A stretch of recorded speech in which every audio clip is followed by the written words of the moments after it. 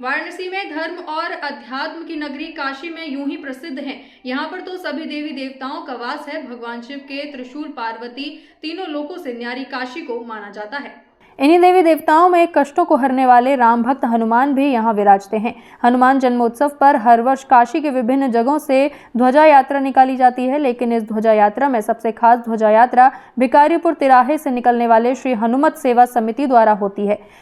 बिना किसी दिखावे के पारंपरिक ढंग से सामाजिक समरसता के साथ नर और नारियों के अपार जनसमूह के बीच ये यात्रा श्री संकट मोचन दरबार पहुंचकर अगले साल के लिए स्थगित हो जाया करता है। हजारों श्रद्धालु नंगे पैर पहुंचते हैं दरबार में। अब इसे आस्था कहें या राम भक्त पर विश्वास, लेकिन सच तो यही है कि काशी से सैकड़ों किलोमीटर दूर के लोग इस दिन के इंतजार को समाप्त करते हुए नंगे पांव, हाथों में ध्वज और जुबां पर जय श्री राम का नारा संग हनुमान दरबार पहुंचकर अपने ध्वज को हनुमान लला के श्री चरणों में अर्पित कर पुनः इस ध्वज को अपने घरों पर लगाकर शुभता की कामना करते हैं। गुजरात, महाराष्ट्र, झारखंड, बिहार के साथ ही काशी के पड़ोसी जिलों के ग्रामीण परिवेश की महिलाएं इस ध्वजा यात्रा की सबसे मुख्य आकर्षण होती हैं, जिनकी श्रद्धा नयन योग्य होती है।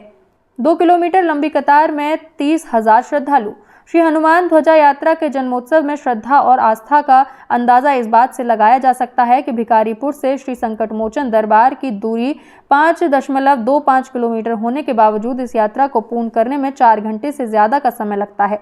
परंतु श्री हनुमान भक्तों में रास्ते की दूरी कब खत्म हो जाती है पता ही नहीं चलता। मुख्य ध्वजा 75 फीट लंबा तो मुख्य रथ 70 फीट लंबा। शोभा यात्रा में सबसे आकर्षण का केंद्र 75 फीट लंबा ध्वज रहा। वहीं 70 फीट लंबे रथ पर राम दरबार की झांकी सजा, जो मुख्य अपने आकार और सजावट के लिए आकर्षण का केंद्र रही। मुख्य रथ पर अखंड ज्योत संग राम दरबार की झांकी, सम्मुख संकट मोचन दरबार की मुख्य कीर्तन मंडली भक्तों पर रामधुन की वर्षा करते हुए चल रहे थे, तो वहीं भक्तों द्वारा कीर्तन मंडली के राम धुन पर संगत कर रहा था। वैदिक मंत्रोच्चारण से पूजित होता है मुख्य ध्वज। हनुमान जन्मोत्सव के प्रारंभ से पूर्व भिकारीपुर तिराहे पर मुख्य ध्वजा संग 5100 ध्वजाओं का षोडशोपचार पूजन वैदिक ब्राह्मणों द्वारा संपन्न कराया गया। यही ध्वजा अंजनी लला के श्री चरणों में अर्पित किया गया। ध्वजा को बनाने में भी खास सावधानियों संग स्वच्छता का विशेष ध्यान रखा गया था। सात्विक आचरण व शुभ मुहूर्त का पालन करते हुए ध्वजा में लगने वाले दंड और कपड़ा काटने से लेकर ध्वजा पर छपाई सिलाई के संस्था परिवार को 2 महीने से भी ज्यादा का समय लगा।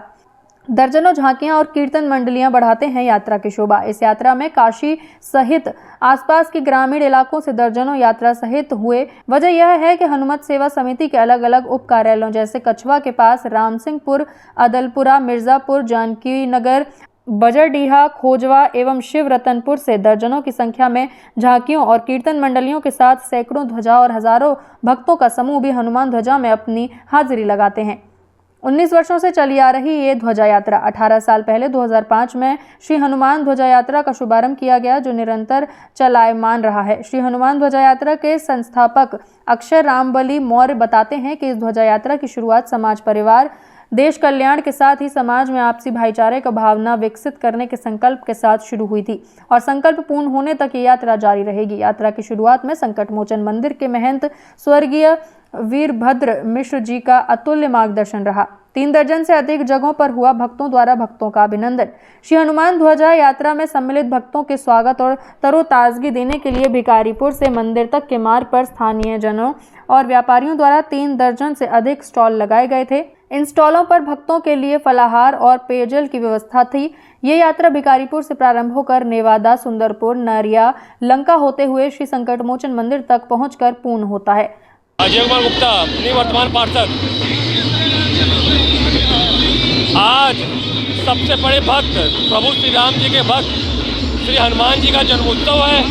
जन्मोत्सव कार्यक्रम में हजारों की संख्या में हम लोग भिखारीपुर तिराहा से लेके संकट मोचन मंदिर तक ये यात्रा निकलेगी और इस देशवासियों को जन्मोत्सव की हार्दिक बधाई, शुभकामना देता हूँ। ये यात्रा भिखारीपुर तिराहे से लेके संकट मोचन मंदिर तक जाएगी। ये लगभग 20 वर्षों से परंपरा चली आ रही है। ये प्रभु श्री राम जी की सेना है, हनुमान जी की सेना है, जो निस्वार्थ भाव से मंदिर तक जाने का कार्य करते हैं। कई हजारों लोग कई हजारों लोग यात्रा करते हैं। ये पूरे पूर्वांचल से लोग आते हैं यहाँ पे।